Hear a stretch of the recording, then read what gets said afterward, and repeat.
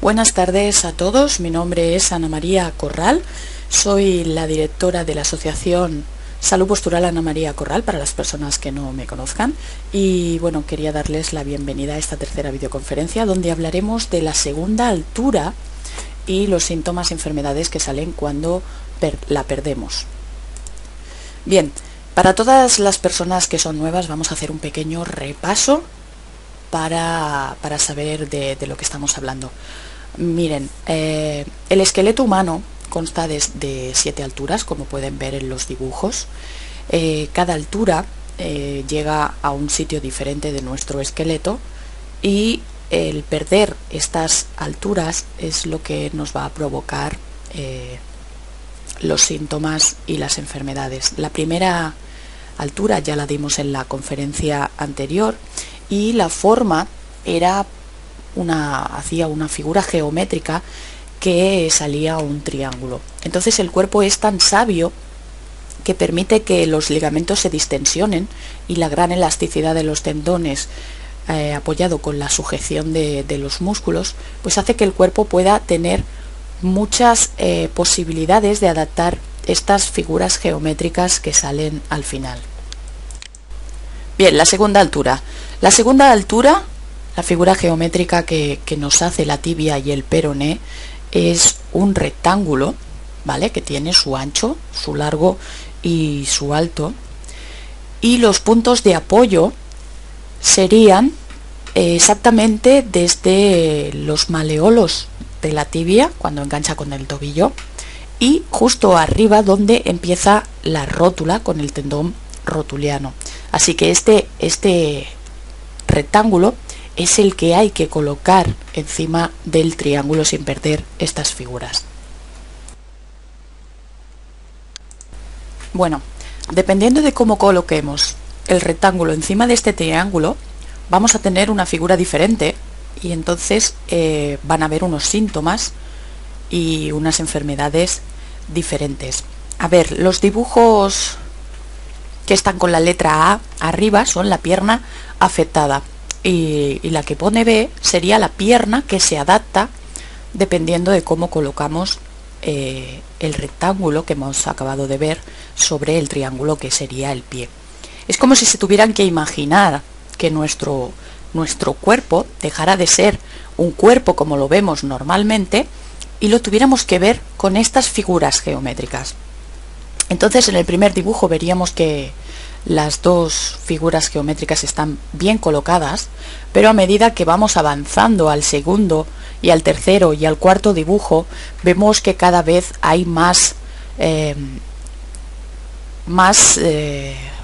diferencia en cuanto a la postura inicial que deberíamos de tener.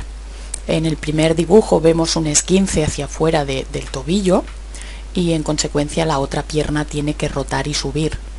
En el tercer dibujo vemos que el esguince se ha hecho hacia adentro, y la pierna adaptada, la que adapta a ese movimiento que hemos sufrido, es que sube y se echa hacia adelante. En el cuarto dibujo vemos que en vez de tener un esguince hacia los lados, lo que hemos hecho es perder el tendón de Aquiles. Hemos bajado tanto el triángulo que la pierna afectada tiene que bajar y se invierte, de tal manera que anatómicamente parece que no tenemos ningún problema, pero la limitación física que esto nos produce es muy grande. Veamos los síntomas y las enfermedades y las partes afectadas por pérdida de la altura 2. Los síntomas y enfermedades serían lo que la medicina tradicional está acostumbrada a tratarnos, y las partes afectadas es como lo vemos dentro de la salud postural. ¿Qué partes afectadas tendríamos cuando perdemos la altura 2 según la salud postural? Pues bueno, el tendón de Aquiles lo tendríamos girado, y esto va a producir unos síntomas que después veremos. También otra parte sería el gemelo, que se giran y se hacen más cortos. El hueso popliteo, que es la parte que hay detrás de la rodilla, pues se queda completamente recto cuando es un espacio, un hueco que tiene que tener su cavidad, como bien dice la palabra hueco. También el tendón rotuliano, que queda completamente recto por esa pérdida de altura. Vale, ¿cuáles son esas enfermedades y los síntomas que trata según la medicina tradicional? Y la diferencia que es la nueva teoría, lo que estamos intentando transmitir con la salud postural. La medicina tradicional lo que hace es que tú tienes un síntoma, por ejemplo, en este caso que nos ocupa es el tendón de Aquiles, y dependiendo del síntoma que tú tienes, el médico va a buscar en su libro gordo de PTT qué enfermedad se asemeja o va encaminada a ese síntoma. Por ejemplo, pues te podemos tener tendinitis o tendinosis o bursitis, o incluso se nos ha podido romper el tendón de Aquiles, ¿vale? Los síntomas da igual. Entonces, ¿qué hace la salud postural? ¿Qué es la diferencia en lo que hacemos con la salud postural? La salud postural va a buscar exactamente la causa real que te ha provocado ese síntoma en el tendón de Aquiles. Vamos a ver esos síntomas. Los síntomas. Pues los síntomas que encontraríamos en la medicina tradicional sería, el médico nos encontraría que tenemos hinchazón en el lugar de la inflamación, limitación dolorosa, dificultad para caminar, dolor repentino, dificultad para apoyar sobre los dedos en la punta, sensación de rotura. Sin embargo, en la salud postural no vemos esos síntomas. Lo que trataríamos o lo que nosotros veríamos sería que el tendón de Aquiles, está más grueso, corto y sin movilidad. Eso es lo que nosotros vemos, esa capacidad que tenemos, que nos hace mantener una posición en concreto, también lo estamos viendo, que dificulta sobre todo al bajar y subir escaleras. Entonces, ¿por qué ocurre todo esto? Las causas que nos provocan una lesión en el tendón de Aquiles, volvamos otra vez, según la medicina tradicional, nos dicen que un sobreuso y exceso de extensión del tendón puede producir síntomas. La práctica de deporte solo ocasionalmente, la rotación excesiva del pie hacia adentro, un traumatismo en el momento dado, un uso de mal calzado, como vimos en la anterior presentación, vimos que la altura 1 sufría muchísimo cuando las mujeres sobre todo nos poníamos los tacones y exagerábamos el movimiento que tenía que hacer el tendón de Aquiles. También pues el que tengamos los arcos de los pies demasiado altos. Entonces, según la salud postural, ¿cuál es la causa real de que tengamos esos síntomas? Simplemente es la pérdida de la altura 2 y la adaptación muscular y el reajuste articular que se llega a adaptar y a conseguir, pero nunca llegando a la ruptura. ¿Cómo ocurre? Pues ocurre porque el tendón de Aquiles se gira y se adapta a la nueva posición sin llegar a la ruptura. Como vemos, el tendón de Aquiles está enganchado en el calcáneo abajo, por eso también se le llama tendón calcáneo, tendón de Aquiles, aunque es más conocido por tendón de Aquiles.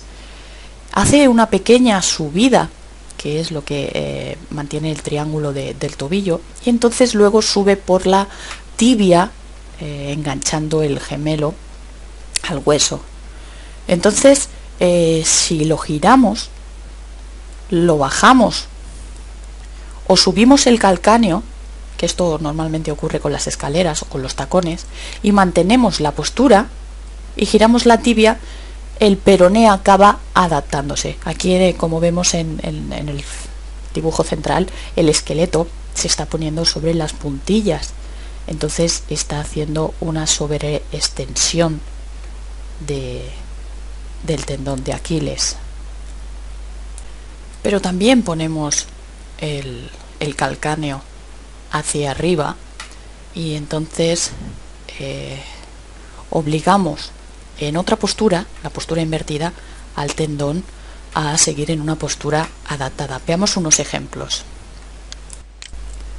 Los ejemplos están sacados de la página 11 y 12 del libro de Salud Postural, las 7 alturas correctas del esqueleto. Los que ya lo tenéis podéis verlo allí. Pero bueno, en el ejemplo 1 estamos viendo a una señora que está subiendo unas escaleras, pero no introduce todo el pie dentro del escalón. En consecuencia está bajando el calcáneo y está forzando al tendón de Aquiles que le tire al gemelo, el gemelo que tira de la rodilla y la rodilla que tira del resto del cuerpo. Entonces la postura correcta sería poner perfectamente el pie en el escalón, teniendo un ángulo de 90 grados con la rodilla y haciendo toda la fuerza hacia arriba, haciendo que el cuerpo suba completamente hacia arriba.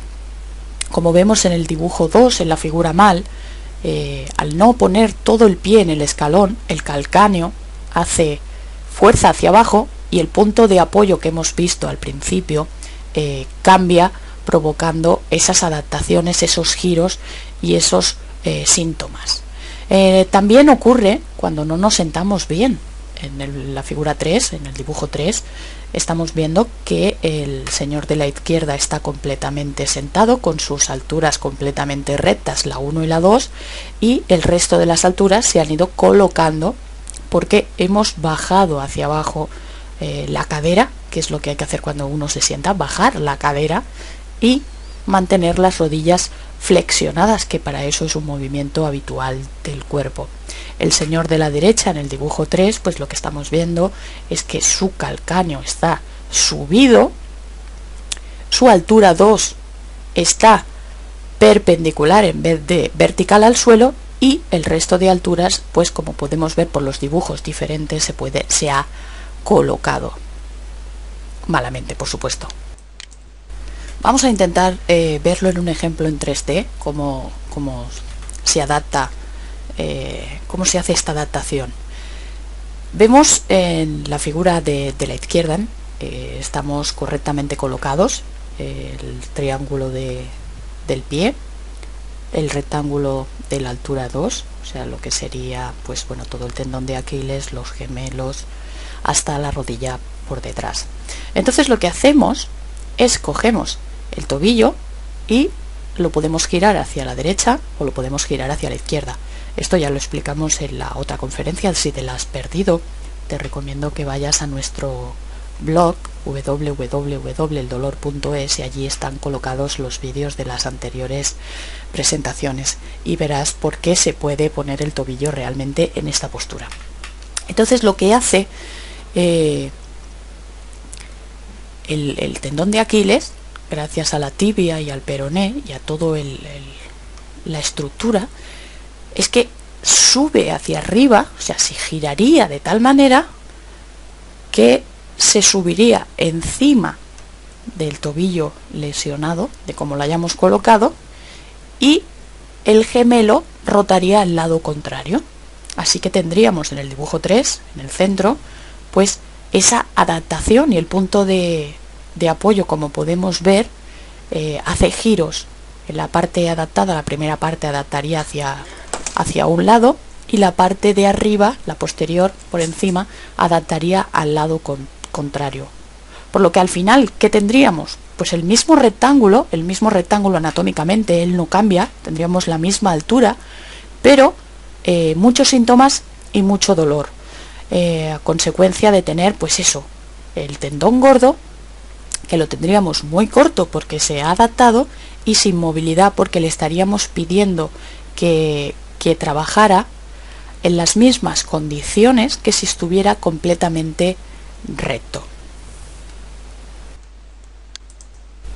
Así que al final tenemos la misma estructura, el rectángulo y el triángulo de lo que sería el tobillo y la pierna, pero lo tenemos adaptado, y cada cosa interior del rectángulo y del triángulo están trabajando forzadamente, aunque aparentemente desde fuera, con una radiografía o con una prueba médica, como estamos horizontales en una camilla, siempre acabarán viendo el rectángulo y el triángulo bien puesto, pero no pueden llegar a ver cómo están trabajando las estructuras desde dentro vertical al suelo.